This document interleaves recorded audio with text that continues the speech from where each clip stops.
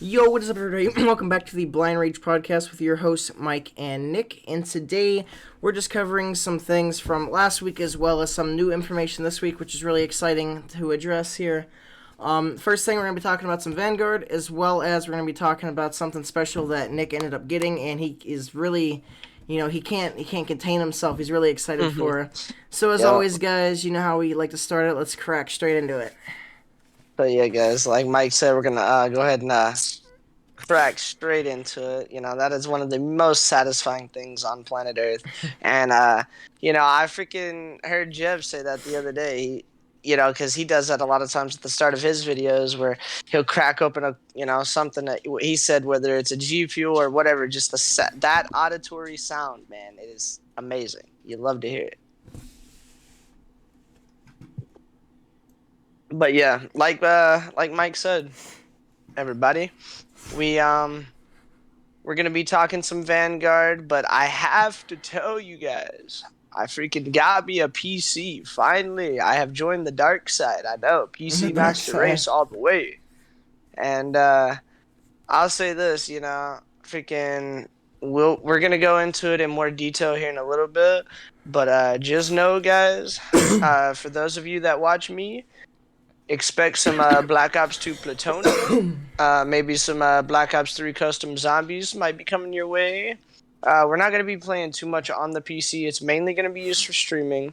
All we're going to really be playing is, like I said, really just BO2 Plutonium and some BO3 Zombies, Custom Zombies. But like I said, we'll be talking about that more later on in the podcast. But let's talk about a little bit of Vanguard, Mike. What part do you want to discuss? Because there's a lot of parts, and all of it is trash. So, yeah, it's it's a little bit rough. Let's just say that, chat. We are trying desperately. We're in this moment of, okay, we want to play the game because me and Mike both want to be successful in the competitive scene. Obviously, that is facts.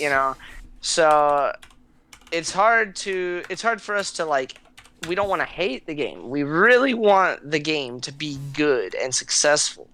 But at the same time, there's only so much you can take, right? Like, eventually enough is enough, and it's like, when the game is so bad and you feel like it's a chore getting on, like, that's how I feel right now getting camos. Mm-hmm. Maybe it'll be a little bit different for me grinding competitive, but I mean, Mike and all the people I know that's been grinding competitive, they're pretty much not enjoying the game either.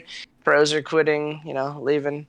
And so I guess we'll start with the competitive side. I mean, we've kind of complained and, basically it's like beating a dead horse at this point, but we have to keep complaining and bitching until we are heard. And it's insane that, over a decade, we had certain things that were in place that we don't have now, which is mind-blowing to me, how we somehow managed to go backwards.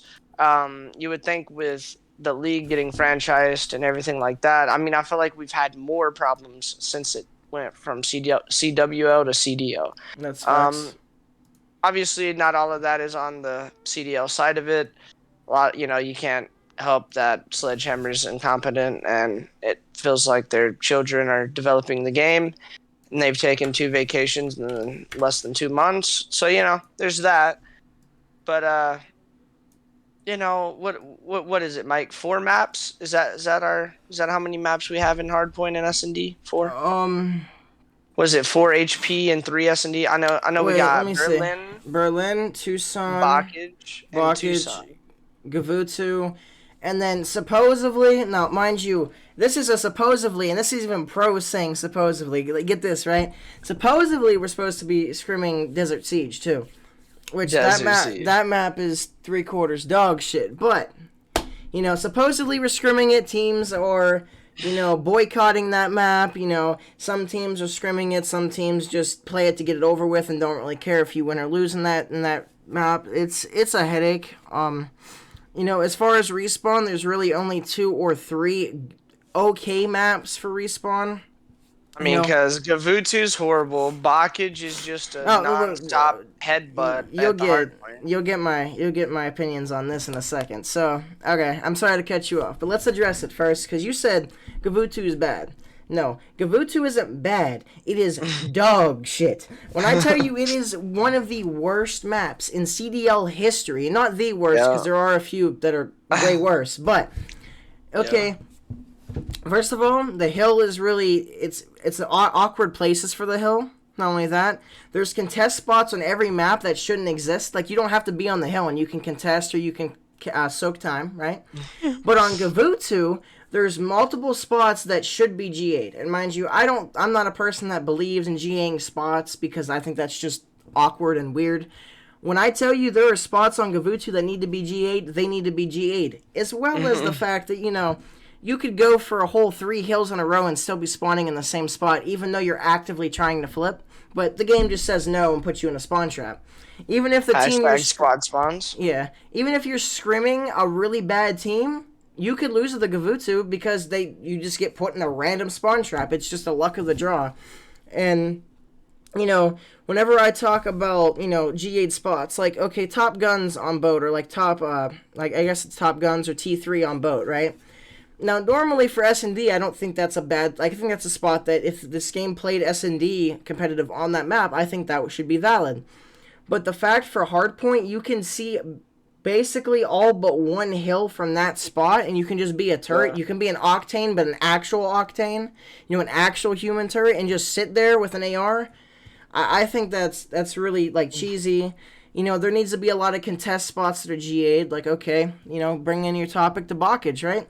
Bokage, everybody that I talk to AMs, I talk to, I talk to people that grind wages in this game. Everybody says that Bokage is a really fun respawn map, but it's not a skillful map. I think we discussed this in the last podcast, but like we said, we had some technical difficulties, so we're not going to reiterate all that. But, everybody likes playing the map. The map is fun It's just to play. not It's not skillful, no. Because, it's fun to run around and get 60, 70 kills, That's fun. That's a good warm-up map, If you want to scrim and, like, you have a mash after, that's a good map to scrim on just because it's a good warm-up map. But it's all luck of the draw. It's not really, like, it's basically who gets more kills at the end of the day, and that's not what competitive COD's about. Yeah, or like who pops the 3-piece last hill, And like here's the 10 thing. seconds left or whatever. I would like to discuss that as well because I've watched it happen myself. I have watched AMs and even pros play the game. And the problem with Bokage, right? On other maps, you can cut down every lane, you can cut down all the crosses, and if you're a good team, you don't have to worry about someone slipping through. But it doesn't matter if you're the best team in the game. On Bokage, there's so many angles and cuts people can hit and so many routes. You can't cover everything. And I've spoken with, AMs, top AMs, just about this in like an actual conversation. And they straight up say the only way that you're cutting off lanes is if you get a clean 4 down and then you start picking shit up. You can't just hold it and expect nobody to slip through. You literally almost never get a clean 4 down on Bokage. No, it's always choppy. But if you do get a clean 4 down, then that's like, normally it's the opposite. Normally you hold lanes and then once you get a 4 down, that's when you start stacking hill. But it's the exact opposite. You just want to keep nonstop headbutting hill until you get a 4 down and then you can pick up these lanes. And although that sounds like, it kind of contradicts itself, that's really how Bokage plays. And, if you're a good Bokage team, cool, but that doesn't mean you're a good team. Like, yeah, you could be a really good team at that. I'm not going to take that away from you. But that's not one of the it's a different skill set than the other respawn maps. And although the other respawn maps suck ass, they're not they actually take somewhat of skill. Unlike Bokage, they take a different type of skill, and it's basically just who has the better gunny and the better moving can get the most kills. Yeah. And, I mean, even carry it over to the other HP map, Tucson, which Tucson's in my opinion... good, in my opinion. Tucson's probably, like, one of the better maps we have, if not the best map that plays, like, competitive-wise. And, think about it, like, you got like a P3 or a P5 on that. Like, both of those are pretty hard to defend, like, or to to break those if you get a good setup on that. Like it's hard. And then you get like especially the spawns on that. Like if you They're get stuck very in a spawn trap awkward. on that map, like There's it's nothing. tough, Yeah, bro. because one of the teams that I've talked to, like like I said, I've played with a lot of AMs. I'm kind of like I would consider myself close with them. Like they're really cool. And they literally vetoed Tucson because in their league match, one of the teams they were playing against, they were notorious for nonstop spawn trapping on Tucson, and that they literally would win just because of that spawn trap. And I would say, oh, that's cool, like that's kind of skillful, if the spawns weren't so awkward, because there's, okay, bring it back to Bokage, right, or Bokage. It's not four spawns, right? In other maps, there's like four, maybe five spawns. You spawn like one person. You can spawn in each corner, something like that, right? No, on Yeah. Blockage, if you're back Grandma's side, P3, there's 6 different spots you can spawn all the way in the back. You could get split spawns, so you could spawn halfway into trench. You could spawn in trench. You can spawn back 10. There's so many Yeah, spots on because I each think side. it's like 6 primary spawns on the back, and then there's 4 secondaries Like like there's like split spawns up too. each side. Yeah, Yeah, and that's like your secondary spawns. like, okay, I would say, yeah, spawn trapping, that takes a skill to a extent, because if you see it in Cold War, like it did happen, and teams were skillful even though they were doing that. But where it comes in here, it's all a coin flip. If you keep getting spawned in the same area, even though you actively are trying to flip, just like I said, Gavutsu, you can't do anything about that. Like, it's all a coin flip. And then, on the blockage, there's so many spots where you can spawn trap, because like the most common on blockage, right? Every time I see a scrim and the people are actively spawn trapping, it's always back P3, all the way in that back lane, all the way in the back. People Yeah, they can milk like between a 60 and 120 points off of that just by spawn trapping there. And it's yeah, not always a guaranteed 60 hit points, but that's so much time that adds up. It's like if you lose to that type of method of playstyle, you don't feel like it was just. You feel like you got cheesed out of so many points. And especially if it's a 249 and 250 game, or like within 10 points, you feel like you got cheese, and it's because these maps are so bad, you know. And like yeah. I'm sorry. Go ahead. I was just gonna throw. I'm gonna make a point here in a second. Go ahead. All right. And like I've said before, I kind of stopped playing the game. Like, I do enjoy playing the game in a team. Like, if I'm playing a team and I'm scrimming every day, I enjoy that. That is very fun to me. I enjoy getting better.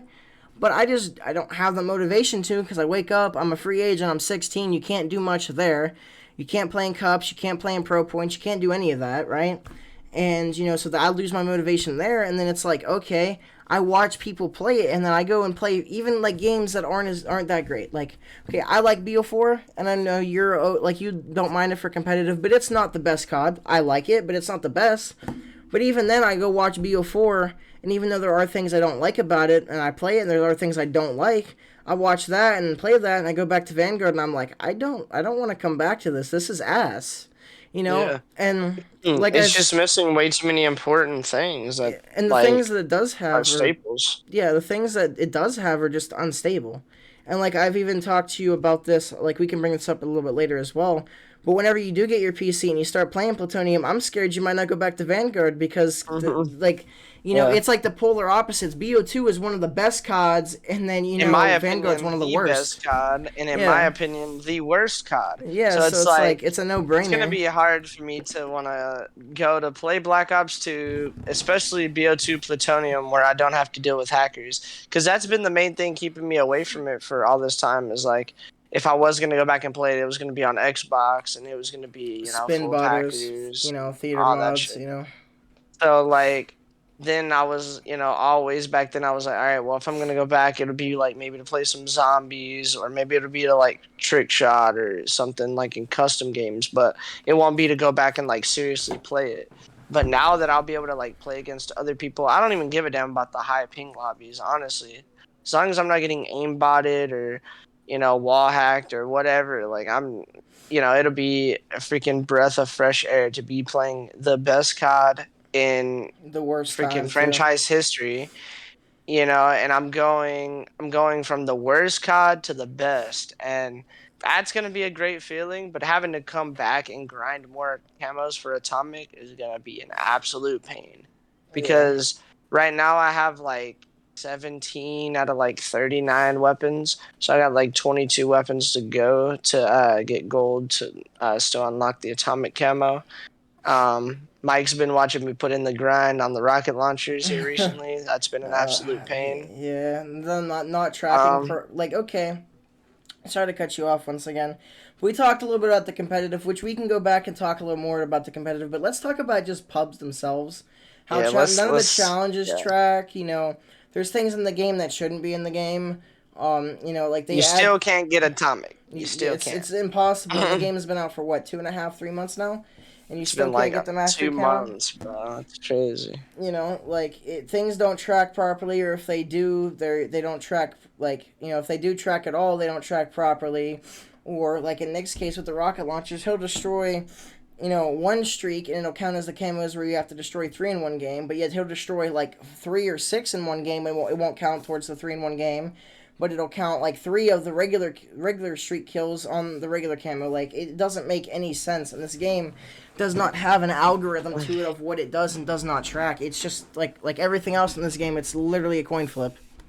Yeah, like I was even telling Mike, like I'm over here trying to like figure out, like, I'm trying to do the developer's job for them and try to figure out like the pattern, and I'm trying to establish a pattern of like what causes it not, to count, and what causes it to track, and all this. And I was thinking like, oh, I noticed if I would die, it wouldn't track. So I was thinking maybe that was it. But then one time I died and it still tracked. So I was like, well, that's not it. I don't know what the hell's wrong with their game.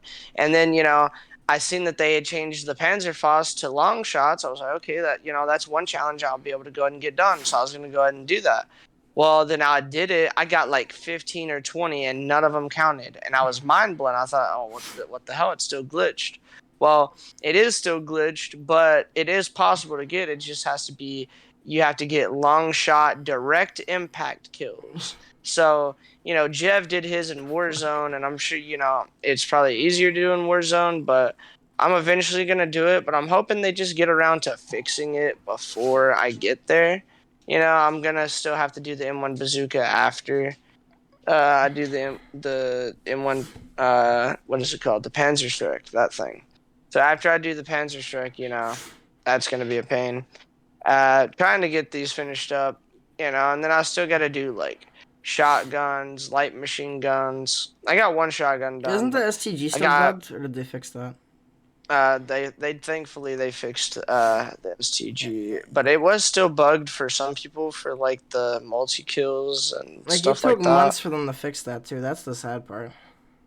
Yeah, and then all they did was fix the first two camo challenges, and a lot of people had other camo challenges glitched out, and like Jev was one of those people, and just couldn't do it. So the fact that you can't even get the master camo when, like, if you look at other games, the mastery camo in those games was unlocked within a few days. Literally, like the Like, max you would take is like 2 weeks. Like, Dustin isn't even like an avid camera grinder, but like he got dark matter on BO4 in like 2 weeks.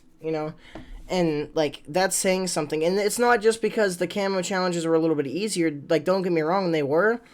But on those games, like ever since MW, I think they ever fucking since track properly, yeah, bro. They just ever worked. since MW, they stopped tracking properly. Like ever since COD went to crossplay, in my opinion, everything just stopped tracking properly. I think that's when it happened. Literally, once they enabled crossplay, I don't is when know it if it's happened. the new engine or what it is, bro. But like, if it feels like ever since we switched to this new engine, like yeah, everything's more beautiful and pretty and whatever. But I think there's been a million more bugs. Everything, like when they put out a patch to fix things, they completely break other things. Like today, me and Mike wanted to go play Modern Warfare multiplayer. Yep. Yo, physically impossible in 3 different countries because you're over here like, oh, I'm gonna go play. No, it tells you have to download one of the packs, but you have them all downloaded and installed and everything, but it says no every time, and it's still broken. They won't fix it. you know, Vanguard completely, and they have sacrificed multiplayer for Warzone, and now the Warzone's Warzone people still garbage. aren't happy. Warzone's completely, not doing great. A lot of people are unhappy. The meta's completely destroyed. There's a lot of problems there as well. So, Warzone's a whole nother freaking topic in itself that is completely just buggy and chalked. And, yeah, I told you guys last time about my initial experience on that, and it was an absolute pain. That was a damn nightmare trying to get on. And just we still don't have a freaking FOV slider for console. We don't even, Inconsistent dude, frames. I'm on a PS5 and I don't get 120 frames. Like, what the hell is that? Like, literally, what is the point in even having a PS5? Like, what if my only thing that I grind, like, what if I was a Warzone streamer? Like, think about that for a second. Like, how much I would have been screwed over. Because, like, if you're a Warzone streamer and you play on PS5, you're having a horrible time right now. The only I thing you couldn't can play imagine is Rebirth. playing. That's it. Like, you can't play Caldera because it literally will just crash your system, regardless of what you have. Yeah, it's absolutely sad. You got that, so it's like even once I get atomic camo, my initial plan was to play Caldera. I think it looks fun. I It like looks the fun, yeah. actual layout of the map and everything. I think the map layout is a better map layout than Verdansk. And at the very least, it's a breath of fresh air. It's something new. We had Verdansk for like forever. That's So 2 years. yeah, so it was time for something new. Obviously, like I knew it was really rough when they switched from Modern Warfare to Cold War as well, but they just need to get it right, man. It's been way, way too long. Like people are already leaving, people have been leaving, and they're gonna wait until it's too late, just like they did with World War II back in 2017. They They revamped it when completely everybody made the, left. they completely revamped the game and made it way better, but people didn't even want to go back and give it a chance because it's like, dude, you can, people are gonna only freaking keep hope and keep holding on for so damn long. They're not gonna wait on you forever. Like you can't, COD has only such a short, lifespan, and that freaking the lifespan of that COD is 6 months pretty much max, and nowadays COD life cycles are like 3 months, and really in that first month, if you don't freaking set the tone and you don't come out with updates and you don't come out with a finished Most of your product, community's leaving off rip. which they haven't came out with a finished product and I don't even know how long. So, I'm gonna say maybe BO3 was their last like finished product. In my opinion, maybe BO4, but I don't even think BO4 was completely finished in its current state that it came out in. Yeah, it took It till just the end of feels the like, season for it to actually be really good.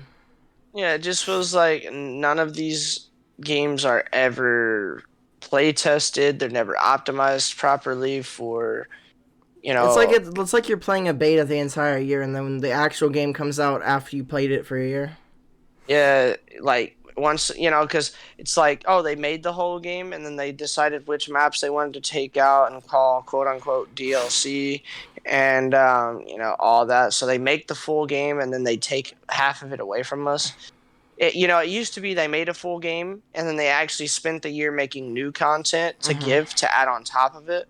Now they spend the time making a full game, take some away from us, And then and call then it slowly DLC give it content. back. Yeah. They slowly give it back to us as quote unquote DLC. It's like And they're like, regifting. "Look, we love you guys." It's like, no, this is shit we should have had since day one.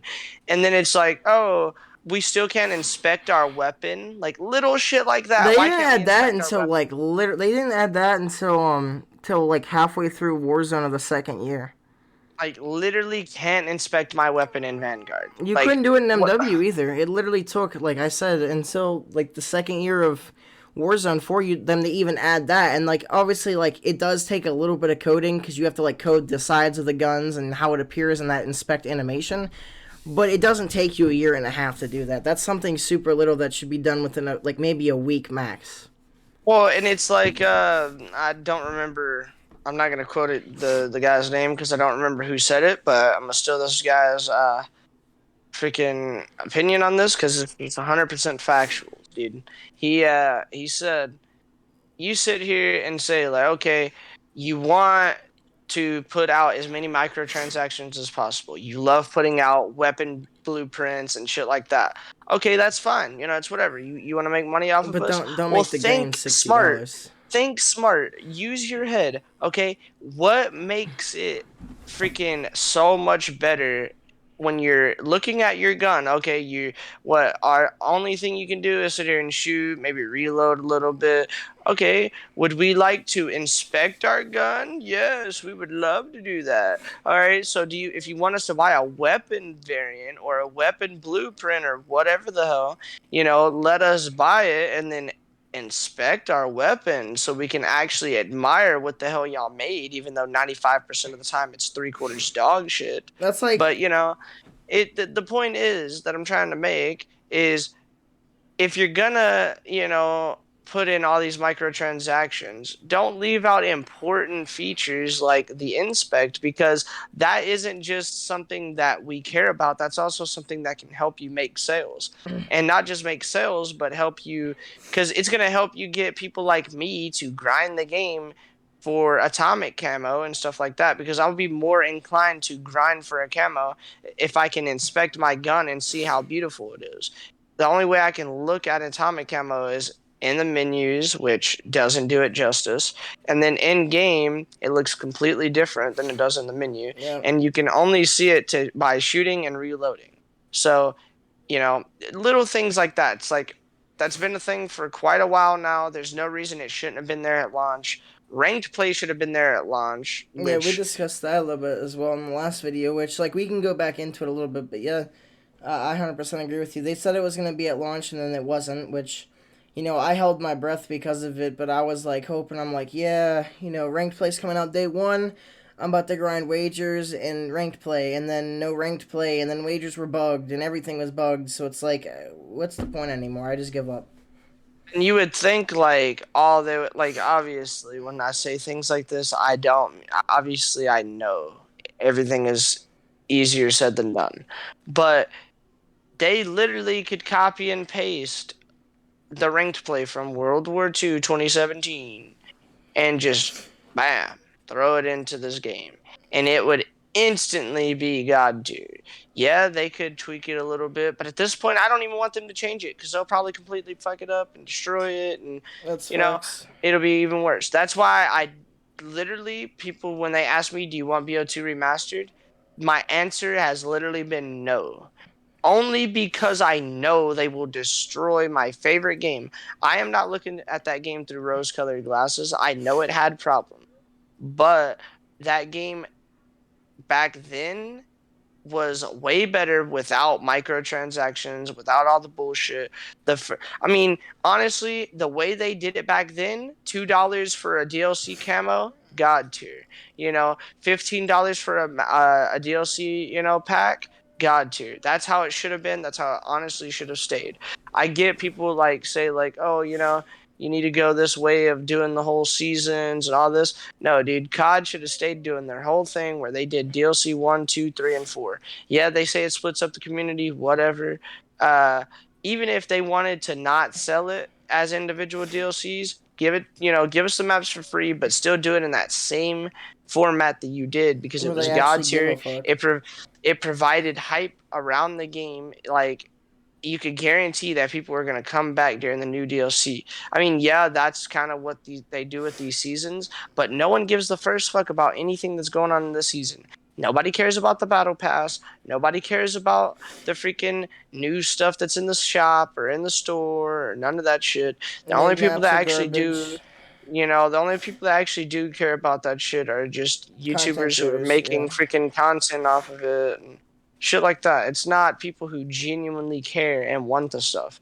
And YouTubers would not be buying it if they knew damn good and well they couldn't use it as a tax write-off and then turn around and make that money back in the same video. Yeah. So, people who genuinely actually want shit like that, yeah, it's, I get, people are going to want things like that, but that shouldn't come before, like, good maps. Like, I guarantee, I would literally bet my entire life savings that they came out with microtransactions and everything else before they were making maps, before they gave a shit 100%. about core movement, before they care about anything else. They were thinking about how they could milk us dry and get as much freaking money as they can, because that's all they do is they look at us and they see dollar signs and they see Call of Duty as a cash cow, and they're going to keep milking it dry until everyone leaves for either Halo or, Which just most goes COD pros have to already done. something. Yeah, and frankly, I don't blame them. It's actually made for competitive, and the developers actually give a shit about it. And It actually you know, works too. It's an elo system. Funny how that works. You know, yeah, we've had BO4 and we've had Cold War, which didn't have an elo system, and look how shit that like Cold War and like BO4 were fun, but the ranked system was stupid as fuck. And then look, literally like the first go around of Halo, they have an elo system. Wow, it actually fucking works and it actually shows your skill level to oh, a decent extent. oh, Like, and it's free to play. yeah, that too. Oh, and guess what? They're not retarded like the CDL, and they allow their whole teams to actually play together and actually hold tournaments for money right after the game comes out. Because yeah, it's not, it's for a few $1,000, but it's not like a major championship is on the line. No, pro points. None of that's on the line. It's literally just a few thousand, so they can see where the teams stand, and we get to get some content. Yeah. Instead over here on Call of Duty, we gotta wait months because for some reason they think it'll ruin something. No, it'll help the storylines build. It'll tell You the know, game creators too what's wrong. Like if the pro like normally they don't give a fuck about the pros, but the pros have a high popularity to the point where they're gonna get publicity, and whatever is wrong, the pros are gonna like bitch about it unless they're under contract, which then they can't say shit or they'll get taxed, which is stupid as fuck, you know. And like at least some things might get changed if you wait till 8 months into the game where you have the last couple months and it's comp. Nothing's gonna get changed. Like look at Cold War. Look how long it took for shit to get fixed in that just because of comp. yeah. I mean, dude, like you look at Halo, they've already had multiple tournaments. It builds so much hype and traction and just gets everybody talking, just gets Halo in everybody's mouth. Everybody's talking about it. Everybody in Call of Duty, there's Gears of War, Apex, all these people are coming over, switching back to Halo because Halo is now the new thing. Because not only is it free to play, not only did they start off with competitive first and actually really give a shit about it and make it, really good, and they took their time to give a shit about it. They actually, they took 6 years to come out with another game because they wanted to do it right. They didn't do what Call of Duty does and just half-ass it and throw something out there. Like, I mean, for me, it's like I could literally stream every single day, but some days Mike will tell you guys I wake up feeling like shit and I might be, snapping, I might be an asshole, I might not be feeling great. And I don't want to put that vibe out on stream. I'm not trying to like stream that to you guys. And I feel like I want to come out here and I want to be upbeat. I want to be energetic. I want to have a positive vibe. I want to be able to put that, and rub that off on you guys, and hopefully that'll make y'all have a great day and contribute something to y'all's life. Instead, if I come out here and I'm on, a negative Nancy and I'm just, That's like you would. Like, this completely is your pissed off, personality. Like that's what and people think that your personality is like, even though it's not. yeah, I mean, so like I might, have days where I'm pissed off or whatever, and I'm gonna be streaming a hell of a lot more here soon. Don't you guys worry, especially with that PC getting here. Um, so that's gonna be amazing. But I'll tell you guys this, like, for me, it's not like that I don't ever want to go live because I always want to go live. It's just I feel like I don't want to come out here and just be, down in the dumps, be, negative, or be just feeling like shit and be an asshole to somebody or whatever. I want to bring you guys the good vibes and, have a good time out here and just always chill with you guys. And it's a great time coming out here and everything like that. So, I'll say this.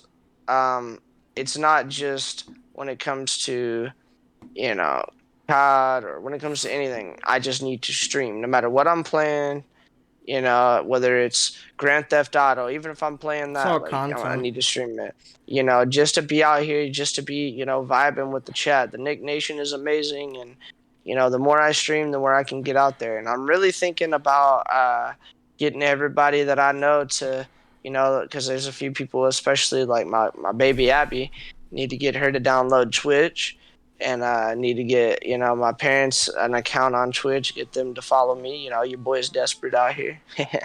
Get everybody to hook Plus, me up. it'll You like know. Twitch. Like, although Twitch is still kind of fucked because it's a double edged sword because the more exposure you have, the more exposure you're gonna get, and the less you have, the less you're gonna get. But that being said, it still helps you because if you have, let's say, 4 or 5 viewers, you're gonna be above the guy that has 2 or 3, and you know, like it's gonna suck starting from rock bottom.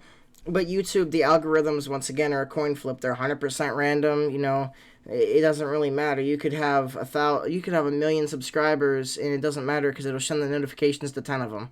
You know, and Well, I think the thing is like Twitch rewards you for being a grinder. Like mm-hmm, if you're streaming a lot and putting in the hours, like they reward you for that. They actually like will put you up there and like, you know, will give you a little bit of exposure and stuff.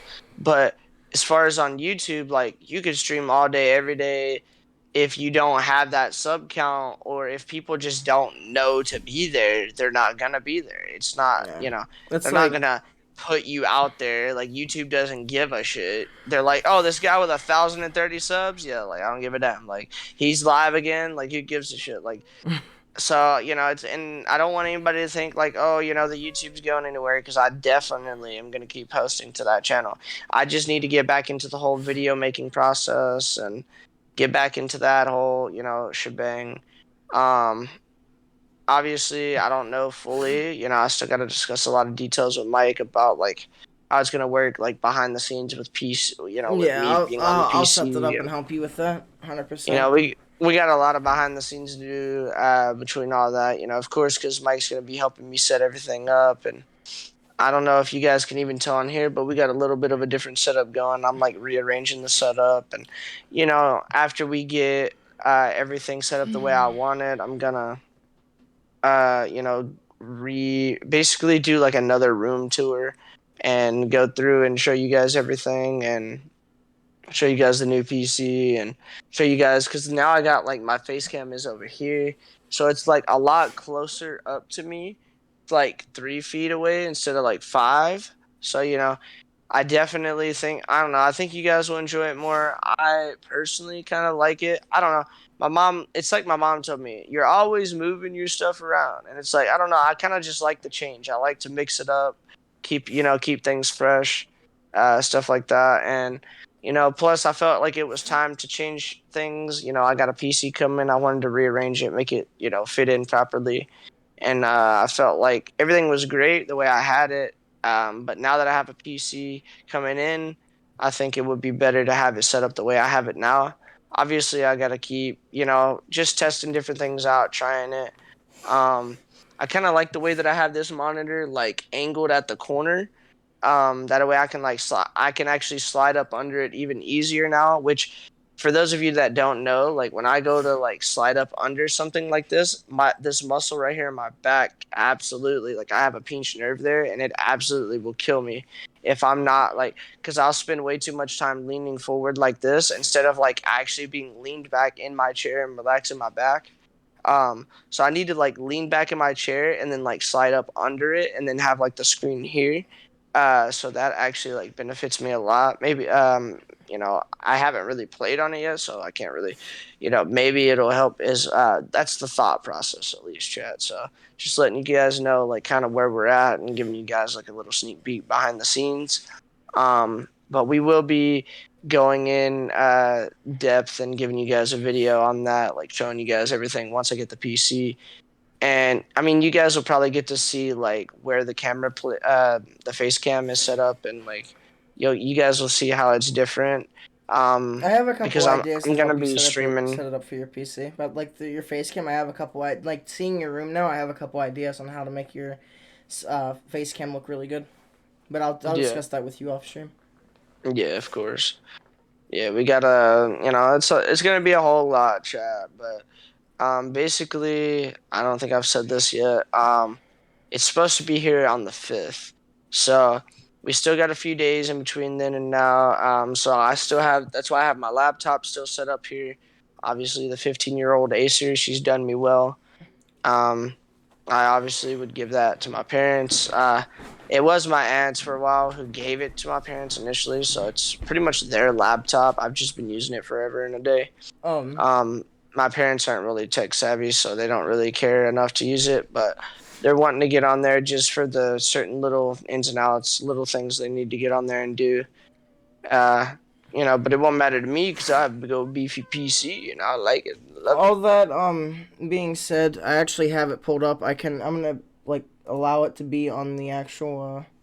Secondly, hit this real quick, and then give me one moment. There we go. Okay, I don't know exactly if the stream can see it. Like it, yeah. Actually, the stream can see it pretty well. Actually, I'm gonna have it cover up my face cam just for this. Nick, if you want, like, do like a pose so that like pointing at the face cam, so that we can we can have like a thumbnail because it's gonna be off to your left. I think I'm pretty sure you're left, right? Yeah, you're left. So like Wait, have yeah, point it like that, like something like that. so like that. Yeah, 1 second. Hold that. Hold that thought.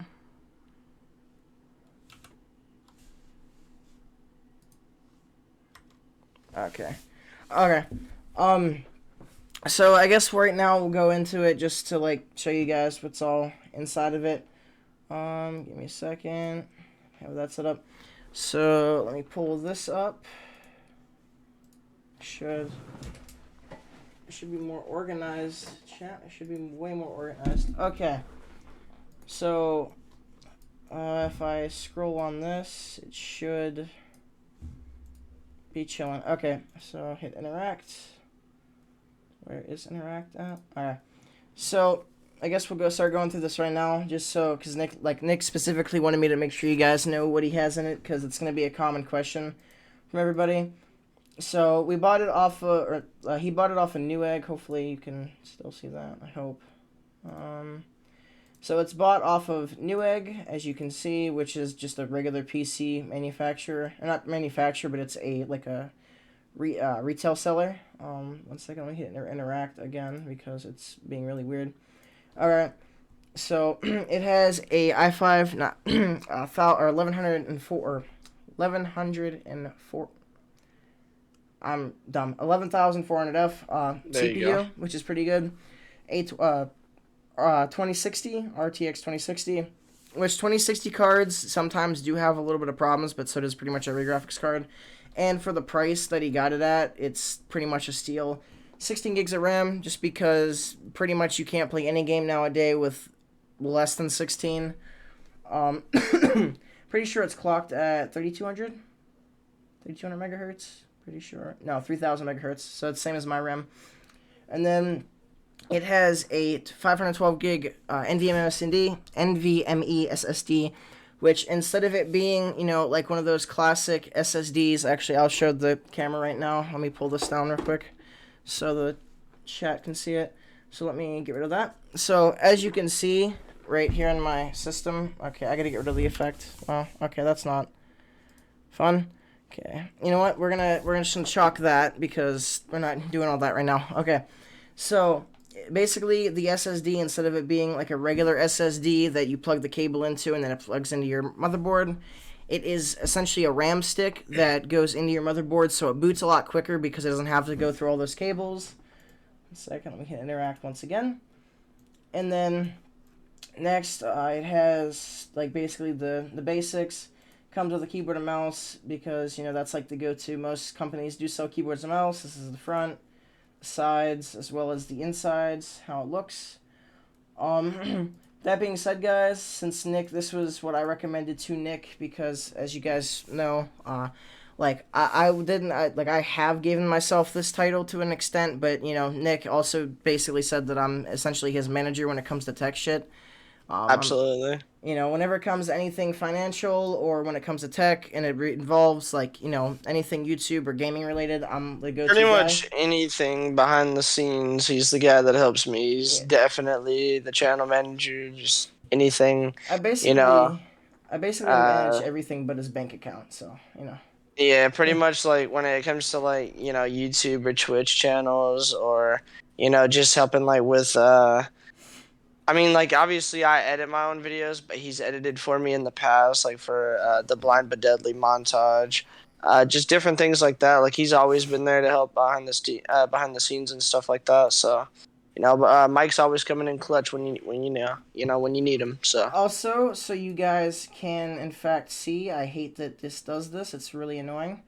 Um, just so you guys can see, and this right here, hopefully I can pull it up. Let me go scroll up. He got it for a pretty much a steal. He got it for, this isn't the actual price he paid. He paid $50 less, but this retails for $1,300, and he got it for a 1150 or not 1150, 1050 plus like shipping and tax and all that. We're not going to get into all the details, but he did get it at a pretty discounted price as well, which I thought was pretty nice because he basically told me his budget. He told me what he wanted because he wanted to play Plutonium and stream, and that's about it. He wanted to be able to do both as well on the same machine. So this is something for his budget that I picked, and it's gonna be here in 5 days, 4 days. Less than 4 days at this point. It's technically the second, so technically 3 days. 3 days. Yeah, So once that happens, your boy over here is going to have to end up. One second, let me close that. Your boy over here is gonna end up having to go into TeamViewer and literally set up everything for him for like probably a couple hours. So, I'm just glad that he got it. He can start streaming with an overlay. His videos now, if he does it the method that I'm gonna recommend, he can actually upload videos with the overlay already over them. Like, just take it from his Twitch or from his YouTube and just edit it and upload it. There's a lot that he can do now. He can make a lot of content. He can play music if he wants. He can switch games if he wants, and without ending the stream. If his application errors, huge one. If his application errors, you don't have to worry about the stream ending. Or, maybe he wants to take like a 10-minute break. He can throw it on a BRB screen or an intermission screen and then go do his thing and come back. He doesn't have to worry about, oh, the stream's up and, everybody's going to leave, There's a lot of things you can do. You can play videos in the background if, you're going to be gone for a couple minutes and you want to entertain the stream. There's so much stuff that you can do on the PC besides just checking chat. And, it brings a lot of utility, although it brings a lot of potential problems because, like with my machine, I've had many problems with it. Nick hears me complain about it all the time. Although there are more... It's prone to more casualties with PCs. It also benefits a lot more, so it's a dual-edged sword in that aspect. Obviously I'm talking more about it than he is, but he's way more stoked than I am. But I am still very happy to help him, as well as we're discussing future upgrades as well. And I'm trying to pick up other components for him, some nice peripherals and a couple things that he's gonna need for his whole setup, including once again another reason why it's nice to have a PC is this is not my keyboard for my Streamlabs. This is my keyboard for my gaming. But on my keyboard for my Streamlabs, which I have taped down, so it might not actually show because of my background. But basically over here, I have my keys set to hotkeys for it, so that way in midstream I can change the scene without having to worry about it. So those are basically things that he's going to be able to do now. Is there anything else? I'm loving that. Is there anything else that you would like to add to that as well? Obviously, there's a whole lot that's gone into it, but like Mike said, we're not done. We don't plan on stopping here. Obviously, it's gonna be put on pause for a little bit until we can build up some money again. And I'm still, because kind of what's delayed this for as long as it has is I've been trying to save up to get a house, or at least my parents and I are saving up for a down payment for a house, and we're having it built right now. It's going to be built, or it's already built, but it's being worked on and remodeled and completely restored. They knocked down the back wall. They extended it 8 feet back, and just made sure our rooms would be bigger. So my room now is going to be even bigger. So you have oh, sorry. No, continue. I was gonna say around my birthday, which in May coming up, they say it should be ready around that time. They don't have an exact day or anything, but that's when they plan to try to have it done. And so if we could move in around that time, and then I can get everything set up. Obviously, I'm going to do the room tour way before then. So there's gonna be another one last room tour while I'm here in the trailer, and we're gonna go around and show you guys my whole room and everything again. But then obviously once we switch over there and I get it all set up, you guys will be able to see the room tour and y'all be able to see the difference in the size. My bed won't be like almost up against my setup, and I won't have like these just a few feet to walk around in and stuff. um, because basically what happened is when they knocked down the wall and extended it back 8 feet, it basically gave me two of the room that I have now. Like So twice the size, basically. yeah, so I can have the back part can be like my actual bedroom, like where my bed and where Tippy's bed and where like my TV and my CCTV and all that type of stuff is. And then I can have like my monitors and all my gaming setup and like my entire like office type stuff all on the other side. And I can have it like actually look, a hell of a lot more professional and just look a lot more clean. I think it'll be, all like set up a lot better, and it won't just feel like I'm all like cluttered in and just pushed together. And it'll be able to like spread everything out nice and neat. And then of course after we get in over there, and after I'm done saving up for the down payment and we're done doing all that, I'll be able to save up for a gaming chair, because that's what I'm going to need next, is a gaming chair. I need a gaming chair as well, and I'm not going for anything like as expensive as like a Herman Miller or nothing crazy Like like something like that. I have. Like yeah, something like a couple $100, something that I'll be able to like. I want something that's good and comfortable. I don't know how I feel about arms because I kind of like this chair that it doesn't have arms. You can Also, the decide not main to put them thing, on as well. Like whenever you get them, like you could have it. Like mainly you have to assemble them, but if you would yeah, like, you don't have to put them on. But like, I don't like them either. But it also helps in some situations. yeah, it depends on the chair. Like it helps with like support and helps with a Yeah. lot of things on certain chairs. Um, but like a lot of times I noticed it would affect with like me trying to slide my chair up under the desk. The Yeah. the arms would get caught or whatever. But I guess that's not gonna matter because I'm gonna be taking. I was telling Mike about this before we started up earlier, but I'm gonna be taking the keyboard tray off of my desk because it's pretty much set up in the wrong spot that it won't be helpful anyways. And me and Mike already got a different way that we're gonna work with my keyboard. It's just gonna be like out up on top of my desk, which I'm perfectly fine with. Um, I don't think it's gonna. I think it'll look good once we get it all set up, and you guys will definitely see what I'm talking about. But on top of getting a new gaming chair, I also need to get another monitor, because this monitor here is not a 240 hertz monitor.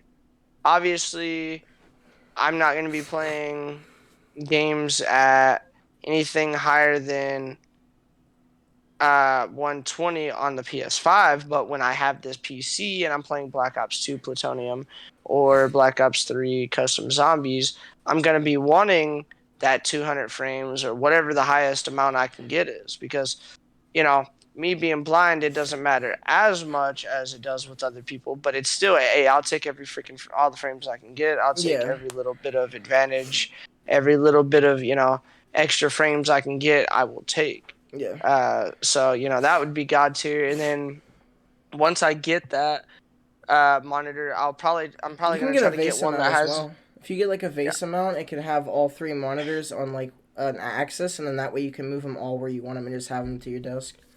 that's probably how I And would it do it. eliminates Is all the stands. It takes up less desk space. You can put shit underneath them as well. That's what I would like to do in Yeah, the future.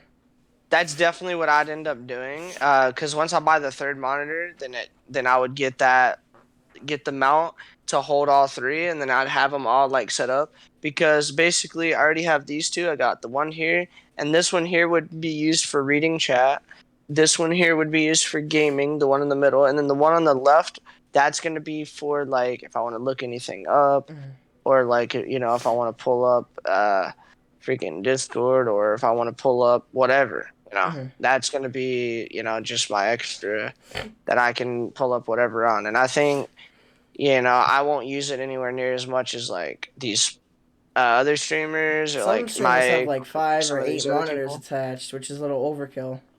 Like Yeah. there are uses for them when you're a bigger streamer, but like if you're at the entry level or like the mid level, you don't really need all that.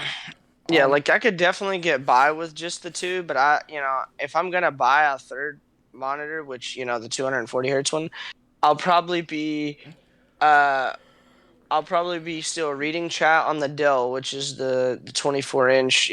That's the shitty one. Um, I'll probably be still reading chat on that one because it's just gonna be for reading the chat, and then this one would probably be the one that's gonna be on the left over here that I'll probably use to search up everything on and just have it for general purposes, and then the gaming one obviously will be in the middle, and that'll be the one that I'll have that I use most of the time. But I think like a 3 monitor setup is a little bit overkill, but it would be nice to have just if I ever wanted to look something up, I don't have to tab off of my, chat and go look it up or go yeah. whatever, it'll just be that slight, quality of life improvement. And, you know, all these little things, I feel like it's coming together, Mike. At Yeah. first I was like, Everything's I'm on the falling in place. PS4. At first I was on the PS4, and then I needed an upgrade, and I got to the PS5, and then I felt like, I got that upgrade, and I could definitely notice a little bit of the improvement, and now we're finally getting, a PC, and we're gonna freaking, I can't wait to see that improvement, and I'll get to I'll have to set up all the experience overlays for how you as that's well. gonna be. I'm gonna kit everything out for you to the best of my abilities. One thing as Yeah, well that I would like to address, how you were talking about how you basically have, or you're gonna have basically 2 rooms. I'm assuming, obviously you shouldn't assume because everybody knows why, but I'm assuming that it's gonna be the same, like Orus or whatever, same premise as mine, where the front half of my room is my office, my setup, my streaming area, my setup. And then after this green screen, this is why I turned the effect off in the back. Did that for a reason. Because after this green screen, the rest of it is like my bed and everything else, yeah. and that way you can kind of have both. Like I would love to have a bedroom and a setup room or like a gaming room. That'd That's be great. yeah. But, That's that's not exactly always how mine's gonna practical. be. That's exactly how mine's gonna be. It's gonna be set up to where, when you walk in, directly like on the wall across from you is gonna be like where my L desk is, and it's gonna be Yeah. up against that wall. And then like so the whole first half of the room is gonna be like my L desk and my gaming setup and all the stuff I want in my quote unquote office. And then after you walk, you know, to the other side, past that 8 feet, the other 8 feet is because it's like a 16 by 8. Yeah. So like, it's 8 feet across, and then I got, so That's I got an basically eight what I'm by pretty sure eight. that's what my room is, give or So take. I basically have like an 8 by 8 office space, and then like another 8 by 8 bedroom space, which Yeah. I love that. I love the way that it is. I already have it all like mapped out in my head where everything's gonna go, how I'm gonna do everything. I And love like rearranging and trying to, fit everything and have its, because you guys know me, I'm very OCD about that. Rain Man. Everything has its place. Yeah. And you could do like what I did. I should have not put the filter back on. But in the background here, I have like, okay, the kit. I bought the kit itself. The kit's basically useless because I didn't know it was gonna be useless. But you can get like a cheapo back green screen and just hang it from your wall, and then it separates everything. It's also like a privacy net, like if you're in your setup and someone comes in your room and they're doing some crazy shit, you don't have to worry about it unless they go past your curtain. And also for like the face cam premises, if you would like, you can also have like, like for instance, whenever you do move into your new house, if you want me to set up your green screen to either cut everything out or to have like a nice background, I can just do that for you, as long as you have the proper lighting. And like something as cheap as like a $20-$30 green screen, you can do so much with that just besides just having a green screen. Also, it Yeah, looks a lot cleaner than like a sheet, because back in the day I used a sheet as a backdrop, which I remember that. it didn't look horrible, but it doesn't look nearly as professional as this. Yeah. And I think like that's one thing that will help me get a lot of attraction. Obviously, this is another benefit that we haven't talked about, but I mean, we kind of touched on being able to like edit videos and stuff like that, but also like editing thumbnails. Yeah, I just use know, your Adobe Photoshop. I know that's not something I'm gonna be good at. I'll have to be the one doing it. Obviously, I can, I can just try and I can work at it until you got to start somewhere, right? Hmm. Obviously. Um, but my point is that would be something down the road, but that's something to work towards. Yeah. And it gives me something to get good at. And if I can get good at that and start making thumbnails, because I'm very creative, I know like I could make, okay, like If you I weren't don't disabled, you would know be able to make. how. If you could make it, what's in your Yeah. when in your mind, it would look Yeah, amazing. like Yeah. I can picture some really dope things and imagine like, but if I could just put the idea, and be, good enough to do that, but my editing is not at that level. My editing is only decent on Share Factory, and so Worst comes to worst, I can do them for you. Like it's not that big of a deal. so but I think that would be a huge benefit when it comes to, because like if you look at my channel, all of my thumbnails are like the default whatever, it's not even a thumbnail because they're a live stream, and then they didn't get, like, at least with a video I can choose when Where exactly I you can have the make, thumbnail. Yeah. yeah, I can do it, but on console there's no way to put a thumbnail for, I mean, like, even on PS4, if you streamed from the PS4 and then you would go live, it would either make it the first thing that it's seen when you like started your Or the stream. default image that you set it to. That's why I always would start my stream on like looking at the gold camo for whatever gun I'm working on. Yeah. But on PS5, it does not just make it whatever, and it doesn't even randomize it like I've seen it do for some streams. It literally will make it to The end. where it is not even a thumbnail. Like, I don't even know what you would describe it as, but it's like a non-existent thing. It's whatever you I don't set even know. your default image to be. Because I had the same issue whenever I was on I had the same issue whenever I was on console, where if I was premiering a video, if I was streaming a video, it would have a picture as the thumbnail, and the picture would be like, obviously it was something related with me and my setup, but it wasn't what I wanted it to be. And the only way you can, like, there's a way to change that, but it's like annoying. So like, it would just be nice because I don't know about on Twitch, because Twitch, it's constantly changing. Like, it just the thumbnail updates as you stream.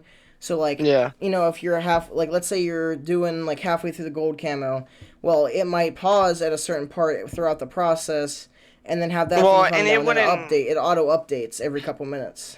Yeah, and it wouldn't be as bad because you're not worried about your stream uploading as a video Yeah, afterwards. And then if someone wants to go back and look, they can watch then the VOD, but it's not gonna have an awkward thumbnail.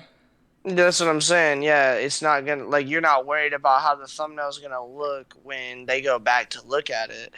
Like how on YouTube, if they go back, like, say if somebody goes back to look at one of your streams, like, they're not gonna know what's the difference between any of them because they're all gonna just have that same default picture Yeah. as your thumbnail for all of them.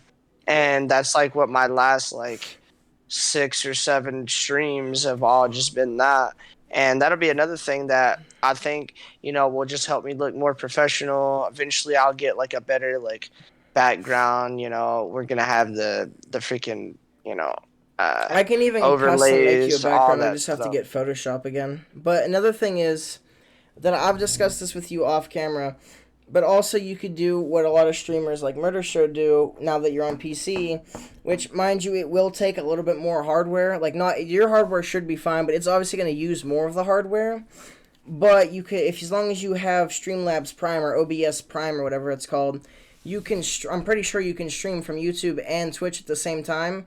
So you're streaming on YouTube to your current fan base, but you're also streaming on Twitch, so you're not doing anything to negatively affect your Yeah. channels. But you're all like, it's a one way thing where you can And only go then up, you can't go down from there. and then if I was to do that, I could have it set up to where my chat like where I have one Yeah, and it chat pulled pops up up on the on this stream. monitor. Like on this left monitor over here, I could have Hmm. Twitch pulled up, and then YouTube pulled up on this right monitor. Something like that, to where like I could be able to look at both chats Yeah. while streaming to both, and I'd be perfectly fine with that as long as and I'm pretty sure the PC would be fine with being able to run that. Yeah. Because as long as you're not actually playing a game and doing that on the PC, you should be fine. Because like with my Yeah. PC, my biggest issue is my CPU, and you have a better CPU than I do. Like I have a really good graphics card, but even though I have it set in Streamlabs to use my GPU over my CPU for streaming, the CPU still hits at 100%, which is not good at all. But you have a better CPU than I do, and that's the only issues that I really have. And as long as that's with playing a game and streaming it. If you're just using it to stream, the only really difficult part is just the overlays and like actually pushing out the stream. It shouldn't have a problem with anything else. So really, as long as you do have OBS Prime, you shouldn't have a problem, to be honest. The Yeah. biggest problem would be not having TTS, but I'm pretty sure I can find a way to have that enabled for you. And then obviously, like later down the line, like if I ever wanted to seriously get into like PC gaming, I would obviously just get a different PC, like a And more use the other one as a beefier. streaming PC. Like use And the then PC you have as a streaming PC. Yeah. I specifically wanted a streaming PC. Like, the only reason I mainly got this was to play like BO2 and Yeah. things that would easily be able to run. Like. So basically, like my point is though, is if I'll ever want to get like say like because Mike knows this, I know a lot of you guys don't know this, but certain games like Dead Matter or The Day Yeah. Before, like games like that, like zombie survival games, like open world, I would love to play those type of games. They're not on console. I'd love to be able to play them, but that is much too demanding for the PC that I'm gonna have. So obviously, Dead Matter ended up flopping, and The Day Before is, still in the early stages, and I haven't really heard a whole lot about whether or not if it's even doing great or what's the deal on it. But the point being is, if there's a more demanding game that I decide like I want to really commit a lot of time to, and I really want to play, or if I ever decide I want to just fully switch to playing COD on PC with a controller, Yeah. then There's a lot of benefits to that. Like, there's a lot. But, yeah. yeah, if I ever decide I want to do that, then obviously I'll just get a second PC and then not even worry about it. But that's like way, way down the line. Your boy's still gonna be on a PS5 for quite a while, just because of the simple fact that me just now buying this $1,500 PC. I'm trying to buy the house, and then like I talked about buying the gaming chair, buying the gaming monitor. The 240 hertz one. I mean, you're looking at another like almost another $1,000 yeah, right five now. to 1,000, yeah. Two things real quick.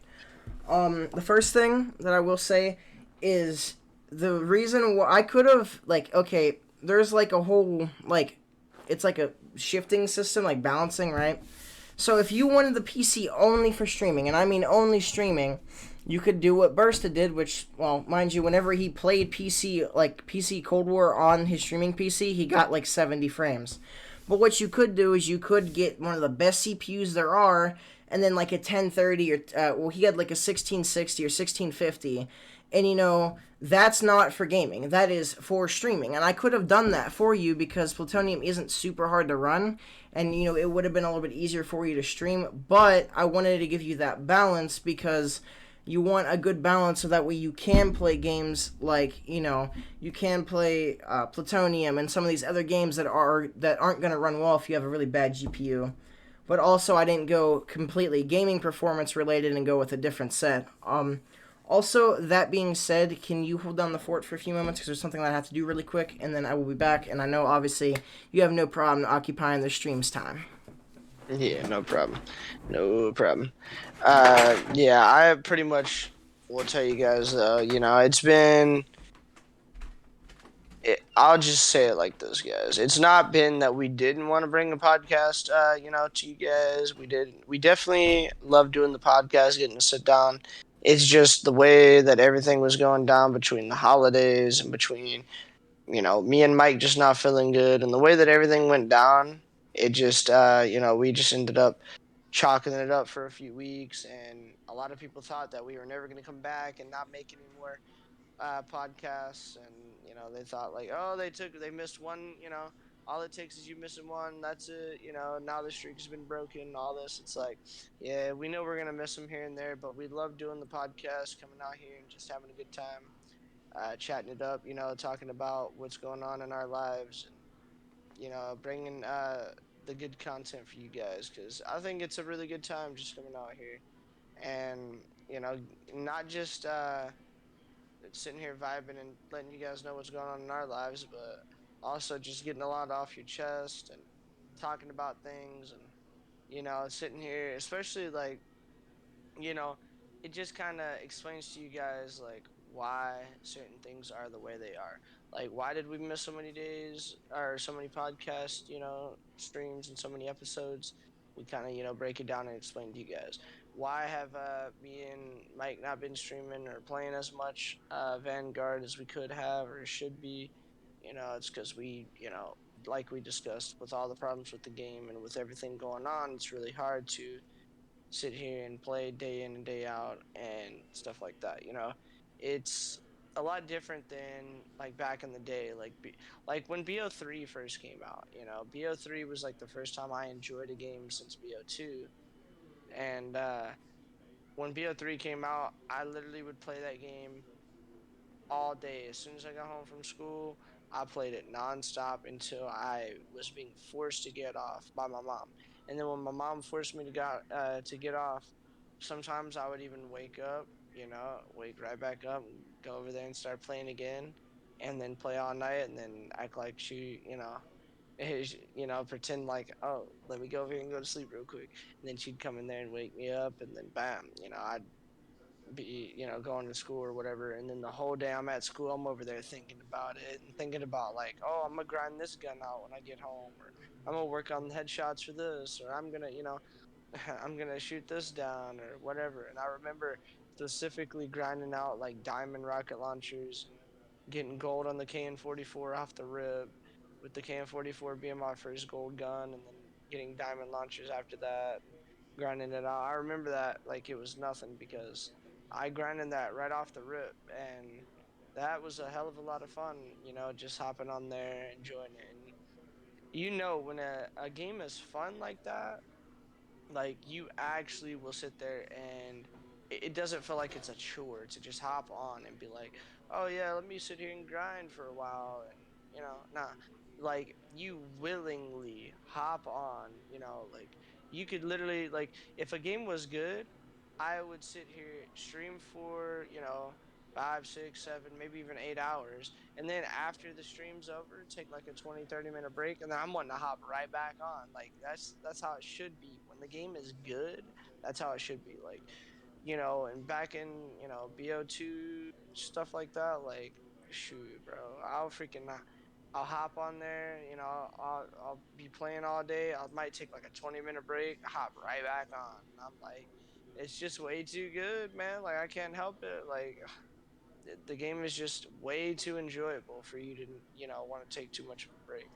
And that's how BO2 is for me, like, for, a lot of reasons. Not just the fact that it's the best, but in my opinion, what helps a lot is I've been playing these newer games. So playing all these newer games, if you ever go back to play BO2, it makes you really appreciate like how good that game is, and like it makes you think like, damn, we really had it made back then, because we didn't know at the time, but we were really in the golden freaking ages of Call of Duty. Those were the golden years, man. Not even kidding. That is absolutely crazy that because nowadays it's like, okay, you play and you genuinely get on, and you either get more pissed off or you just end up wanting to get off completely and not even have a good time. Like, it just kills your vibe and kills your mood and makes you not even want to play the franchise, makes you not even want to play games at all. And you're like, why the hell do I even do this? This is completely annoying. But when you play older games like BO2, or it doesn't even have to be that game specifically. That's just my personal favorite COD. And I know a lot of you guys agree with me. But when you play games like that, it's literally there's nothing that forces you to play. You It's like the things have drive to to play force is what should you happen. things It, have to force you to get off, and it's the opposite. Things don't have to force you to get on, things have to force you to get off. Like, that's how it should be. It should be. It shouldn't be the way it is now, where it's the complete opposite. Where you literally have to force yourself to play, which that's not what a game's meant to be for. I mean, chat, I literally have 285 days played on Black Ops 2 between all of my accounts combined when I added it up a couple years ago. And let me just say this. That is the most game time I have of any game ever. And like, you could add up all my games from like every other game I've played ever, and I think Black Ops 2 would be more than all the games I've ever played ever combined. So, that says a lot right there. But I'll also say this. It's like, you know, it's not just the amount of playtime that I have, but it's also the fact that I have taken like a bunch of breaks from it. And like this last time, I mean, it's been literally so long since the last time that I played a game of Black Ops 2, especially like against legit players who aren't hacking and cheating and all Spin that. botting Like, and everything else. actually, I actually got to like full on enjoy a game of like multiplayer against people who are real people, not bots or anything like that, and get to actually enjoy it and have a good time. And you know, it's gonna be wild. I mean, and then I found out I could do the same thing with zombies, and I could be able to play with people who aren't cheating on zombies and stuff like that too. And I think that's gonna be great. And let me just say this: not just people who know me like that, from my gaming time, but even Abby. She knows. She's like, damn, this sucks. You're gonna get this PC, and then you're gonna be playing Black Ops 2 the whole time. You're not even gonna talk to me. You're gonna be ignoring me. I'm like, it's not like that. I'm It still gonna. definitely is. I'm Don't lie like, to yourself like that. I'm still gonna love you, and show Not you as much as attention and Black Ops 2, everything. but you still And, love and, it. and she's like, I don't know if I can compete with Black Ops 2. It's like, duh. It was amazing. I freaking love Abby to death, and I'm not gonna freaking sit there and uh, you know, ignore her or avoid her just so I can play Black Ops 2. I mean, it'll be just like anything else. I'll just have her on the phone and I'll play the game while I'm talking to her. Yeah. And I think that's an absolute vibe as well, especially if I'm able to somehow like instead of instead of having her join the PlayStation chat party, Just join have, Discord and just have her join Discord, and then yeah. I just share my screen, Yep. and then I'm pretty sure that'll work that way, like 95% sure. Yeah. And so and she could still do that on her phone. She'd still be able to watch me and talk to me, and she'd still be able to talk to everybody. Well, everybody that's in the Discord. She wouldn't be able to talk to like Dustin and Dominic, and that's what Dustin and Dominic are afraid of. That we're gonna only be in the Discord the whole time and never actually join the party. Well, Nick, another Which thing that you could is, which to be fair, that is what happened with Jordan. He has not. He's only joined the chat party that one time since he got the PC, and he said like 2 or 3 words, left, and then never joined back. another So thing yeah, is like well, one of the main reasons why he hasn't joined back, like, yeah, it is partially because he likes Discord way over the party chat, because, it doesn't suck. But also, like, he's on a Rocket League team now, and that's pretty much yeah. all they use. So, like, I'm happy for him grinding a game other than COD and making money. Like, he's already made some money from it, and I'm really Hey happy to see Jordan, that. Jordan, if you're watching this, congratulations. I heard about the tournament win. Freaking shout out to you. I don't give a damn how much money it was for. The fact that you can say that you won money on And, like, Rocket he's on League, an actual team, too. It's not even, you like, a know, joke team as well. I don't like watch Rocket League or fuck with it like that or play it myself, but like I've seen people play it and I can respect like the skill that it takes to play that. Um, so congrats to you, bro. But you definitely gotta still join the party and talk with your boys. I don't give a damn. Just like I told you with the whole you being healthy and running miles and lifting and doing all that, I'm perfectly fine with you doing all that. You still gotta join up and talk with your boys though. You gotta let us um, know, keep us up to date, and you can't just freaking just leave us like that. You gotta keep us up to date. Let us know how life's treating you. one thing I would like to say at the moment, um, we're currently about an hour and 20 in, and I have about one more topic I would like to discuss, and then maybe we could start wrapping things up. Just because of like the current time that we had to, as the making of the video, Yeah. like the time that it is currently, you have things you have to do in the morning as well as like I have a lot of things I have to do in the morning, depending Yeah, on how cause my PC decides to work. Um, obviously we're streaming this.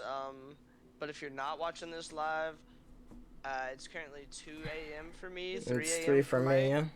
So I and it's a Saturday night, so I have church in the morning, and my mom's going to pick up Abby and her brother and her parents, and my mom always wakes me up in the morning before she goes to pick them up, and she goes to pick them up at 10:15.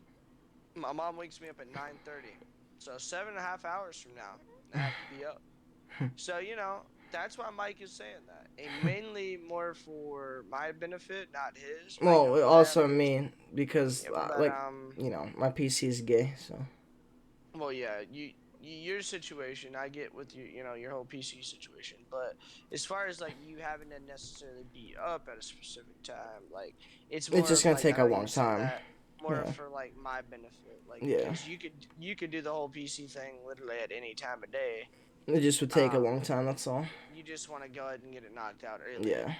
which 100% makes sense. I Um. get you on that. But yeah, we can be getting into whatever your topic is. The one like the topic that I said I was saving for this. Which I'm gonna discuss my part on this in a little bit later because it's kind of iffy. But I figured since this is like it's a classic. I figured why not like go over like our New Year's resolutions for the year. And I started mine before the year, mind you, or before New Year's. I ended up breaking it before New Year's as well. So let's hear yours first. Okay, so mine are actually like I kind of thought of them like kind of last minute and everything like that, which I still have to, in order to hold up my I actually have to do something after the podcast in order to hold up my end of the bargain, what I said I was going to do for my New Year's resolution. But basically, I have two. And my two New Year's resolutions are first, I want to lift more weights and try to get back into it. But, the kind of like added additional one with that, I guess, which is kind of like a two-part thing, is in turn with lifting weights more, I need to also eat more. I need to up my calorie intake, stuff like that. Just because being really extra skinny and like unhealthy, because like I'm like unhealthily skinny right now, and being like super skinny and like buff and like ripped, it just looks weird. So like I need to put on a little bit of weight and then turn that into muscle. But it's hard to like turn It's a very you long know process. it's hard to actually gain any fat or build any gain any weight if I'm not eating enough and I'm not eating's a whole chore. I've explained that to you guys. I'm not gonna go over that whole thing again, but eating's a chore for me, and that is why it's hard for me to like gain weight and actually, because I've been steady losing weight. I'm not eating enough a day, stuff like that. So basically, getting into it, my first New Year's resolution is just lifting more weights, trying to just build up some more, mainly core and upper body strength, like a lot of like working on my forearms and working on biceps and working on my core and just trying to. I'm not trying to get like a 6 or an 8 pack because like when I was younger I had an 8 pack and stuff like that, which I'm not like necessarily going for that, but I just want to be like I just want to feel healthier again, back in the day, I was really into it, but then Mike probably remembers this when I got pushed down when I was up at college. Hmm. I was walking down the sidewalk, and this jogger like came and pushed me down, and I landed like on my bad wrist, like kind of like that, and basically my wrist, which never healed properly, that got fractured. It basically it pops and makes all kinds of noises, and yeah, Screams at you. ever since then for like months it was like very hard for me to like my wrist would just give out on me if I put too much weight on it, and I didn't want to like lift weights and take a chance on it. Yeah. So now I want to try to get back into it, and I might end up having to just wear a wrist brace and just bear through it. I have one. I might just end up doing that. Also, I'd say my other New Year's resolution, which, to a lot of you guys might either be something that you guys might be like, what, you're not already doing that? Or some of you guys might be like, you're crazy for that, twice is enough. But I am trying to get into the habit and just get into my routine of brushing my teeth 3 times a day. So when I wake up in the morning, brush my teeth. After lunch, brush my teeth, and then after dinner, before I go to bed, brush my teeth. If I can get into that, because I mainly do it like I don't do it I do the two already, like when I wake up and before I go to bed. Sometimes I'll forget before I go to bed if I'm like extra tired, but hey, who doesn't? I'm not perfect. But a lot of times I won't do the one during the day, like after I eat lunch or whatever, and then like from then all the way until dinner time, even after dinner, because I eat again and then brush my teeth. Like I don't know, I just hate having that like plaque feeling on my teeth. Literally feel dirty and nasty, and like I need to get it off.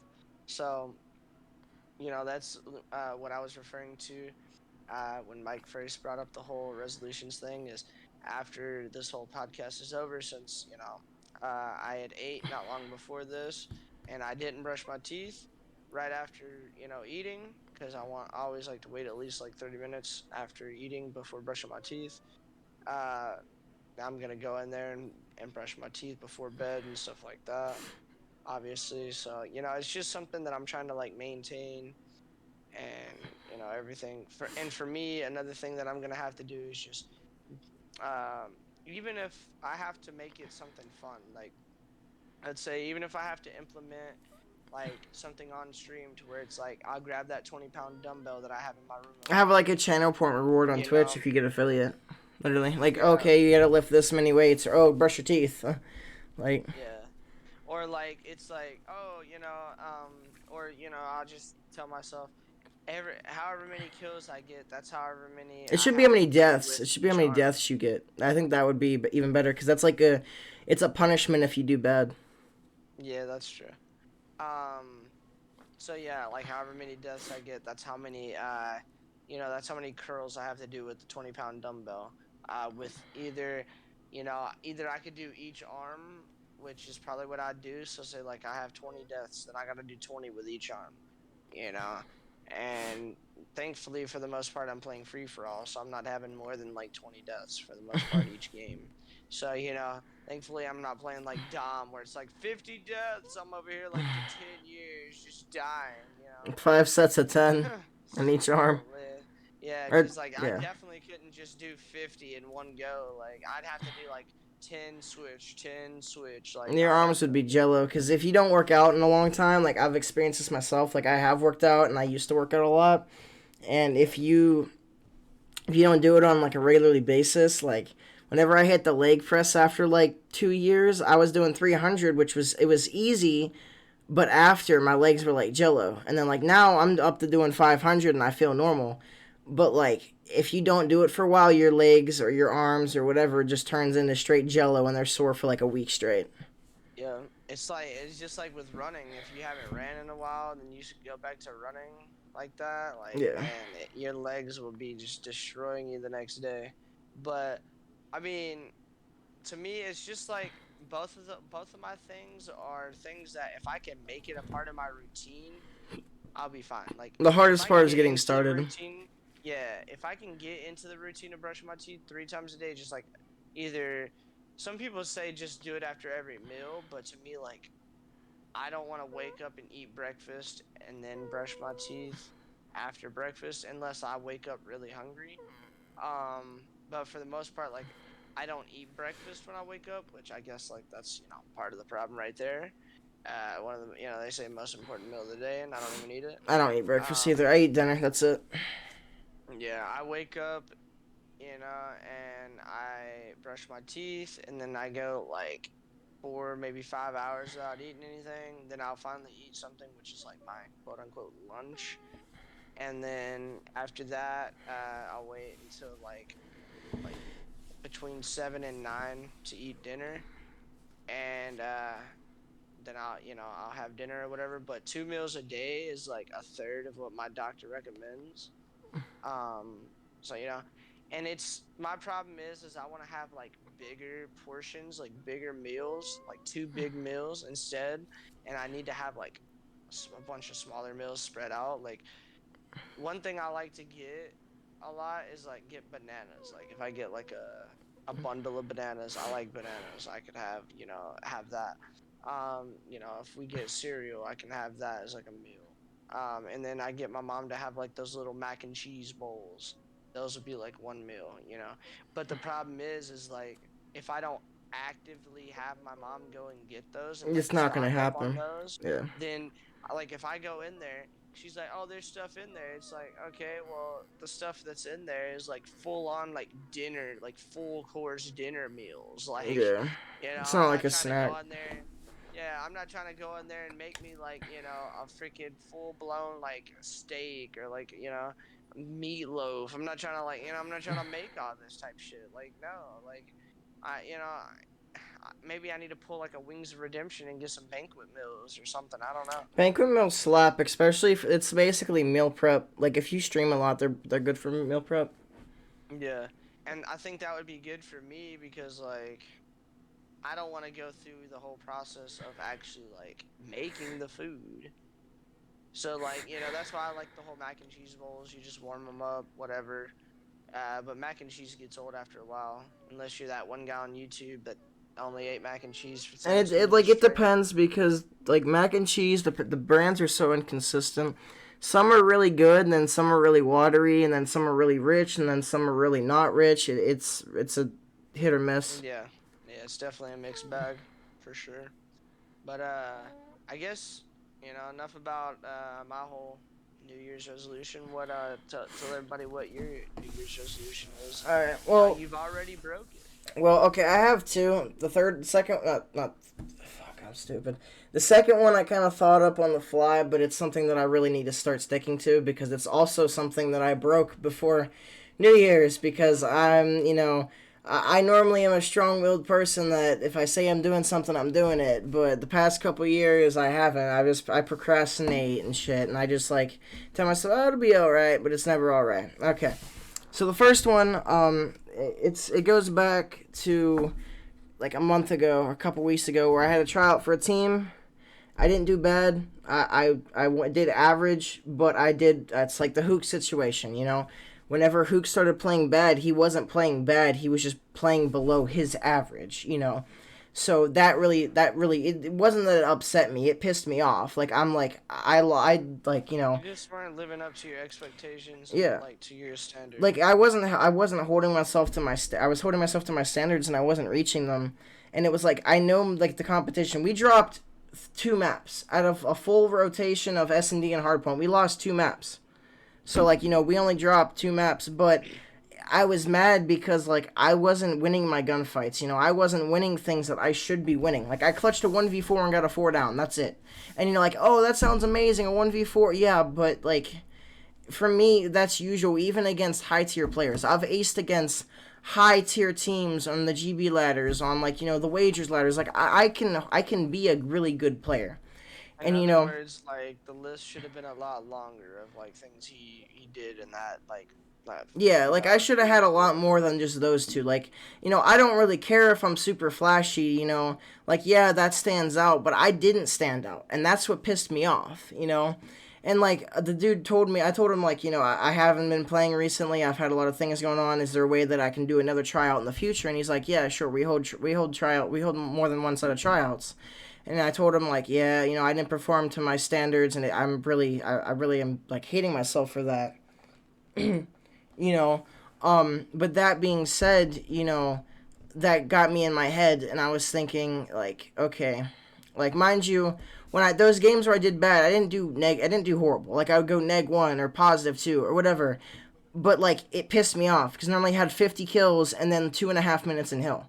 And mind you, every single hard point I had the most time in the hill, and I was neutral, which isn't the best, but that's how it should be. I shouldn't be the one. I shouldn't be double neg and have the most hill time, but I also shouldn't be fragging out and have the most hill time. And the person that was trying out in these eights, basically said like, hey, you had the most hill time. That we'll take that into consideration.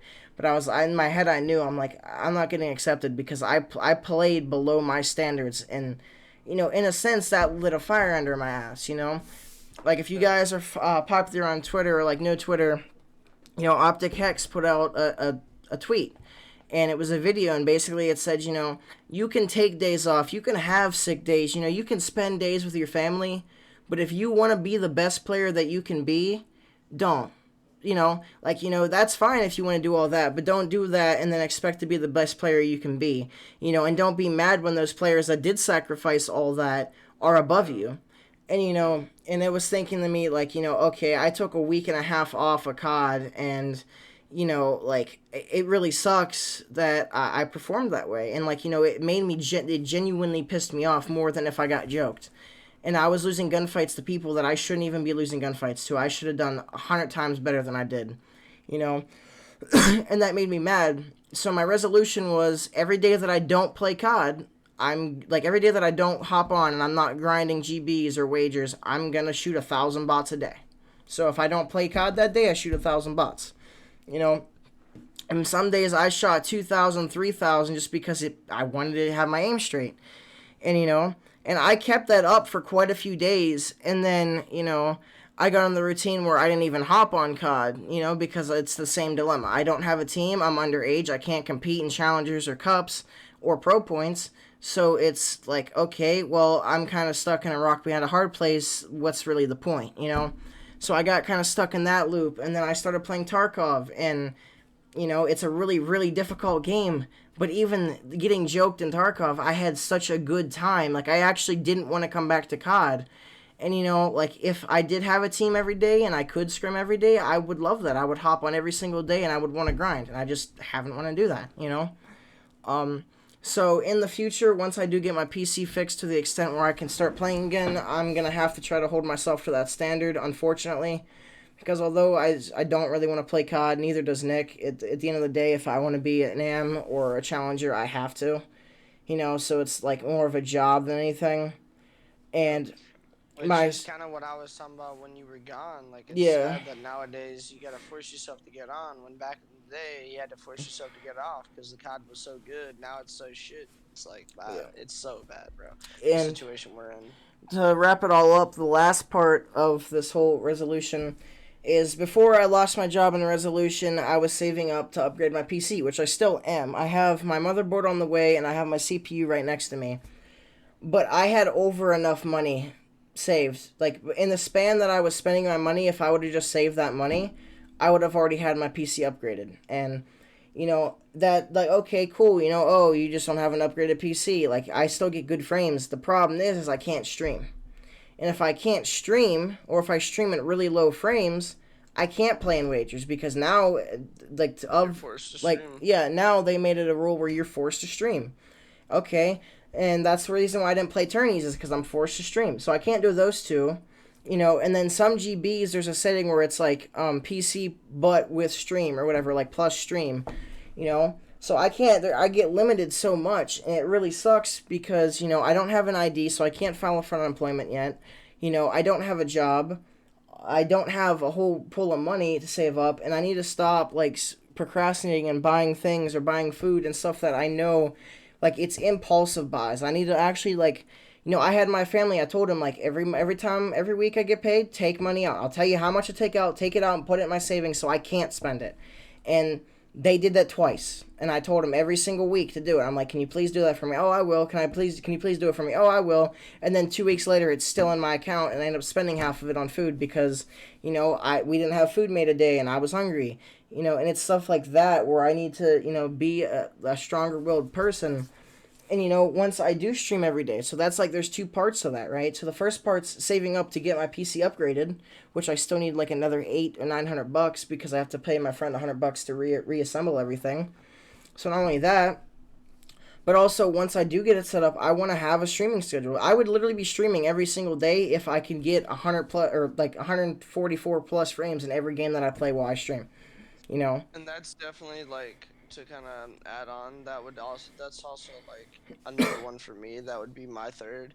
Is I don't know about streaming every day, but just Having streaming a more. schedule at least, like try to make a schedule. Just streaming more and streaming in general, like just going live.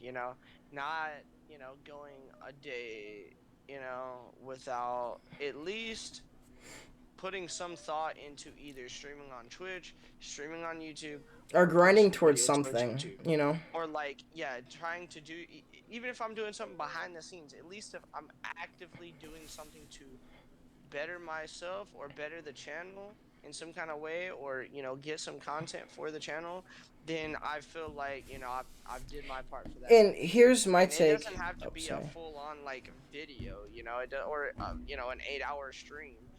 Even if I only stream for an hour that day, at least I did something to actively try to get out there and Yeah. And my take on that is like, obviously you've done this in the past, and I know since Vanguard you kind of like throttled it back.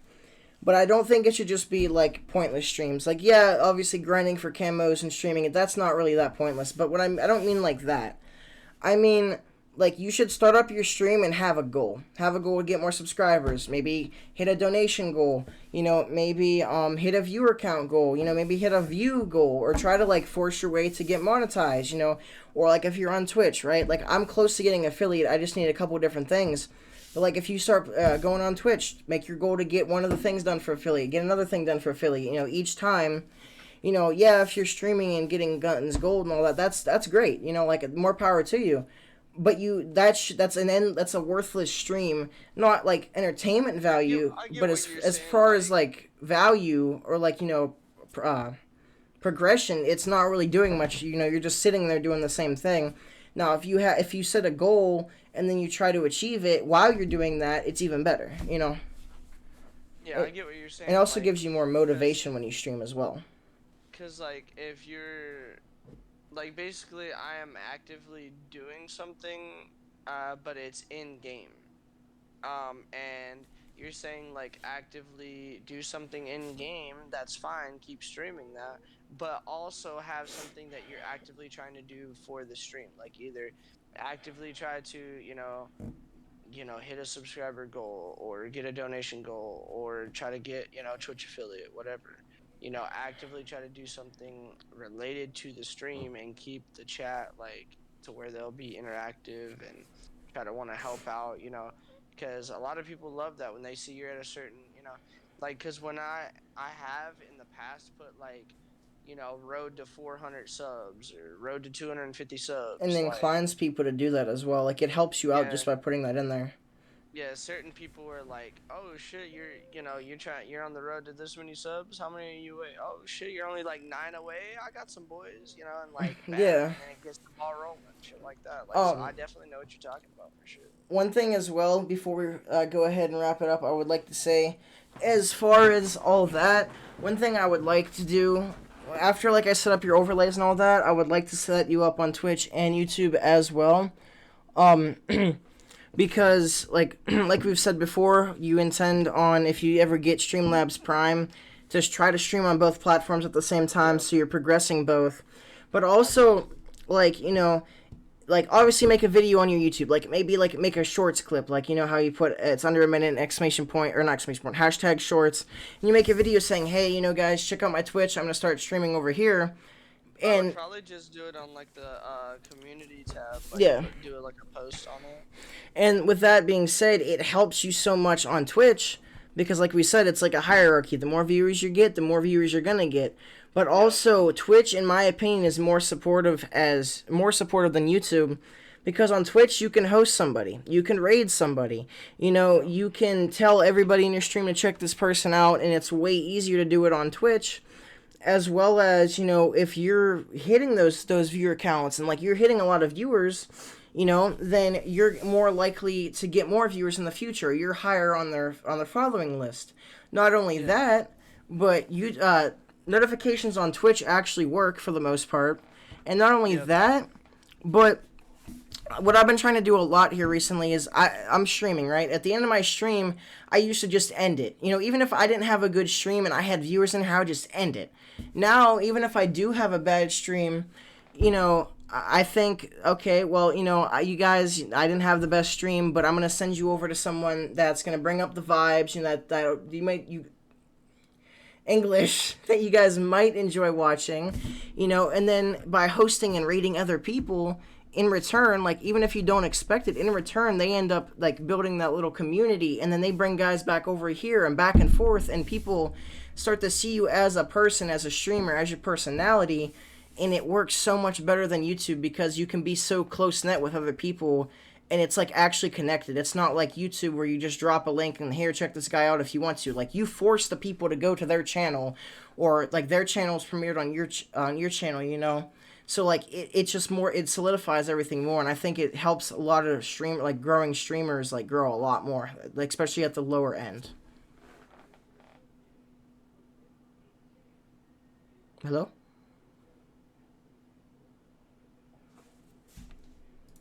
I think we might have some technical difficulties here. I believe we do have some technical difficulties on this side of the stream, or on Nick's portion of the stream. I guess while Nick is reconnecting, I would like to address a few things. Towards the end of the podcast, after the video itself has stopped been recording, I'm going to end up, responding to chat, go over a couple things, and hopefully Nick's Wi-Fi did not go out, because if it did, it's not going to be a good time. Probably he texted me saying his iPad died. I think that's what it's going to be. Give me one moment. I can find my phone. Well, guys, I think that being said, that's going to wrap up the end of the podcast for today. We're going to upload this on the Blind Rage podcast on YouTube, as well as it's going to go up as a VOD on my YouTube. Make sure to check out Nick's YouTube at Blind Nick on YouTube, as well as his his secondary YouTube channel, Blind But Deadly, as well as Twitch, which is Blind But Deadly now. As well as make sure to check out my Twitch at NextMRV, as well as my Twitter, where I post every time that I go live. I also post, updates and things like that, some clips. And that being said, guys, as always, much love. Mike out. Peace. See you later, guys.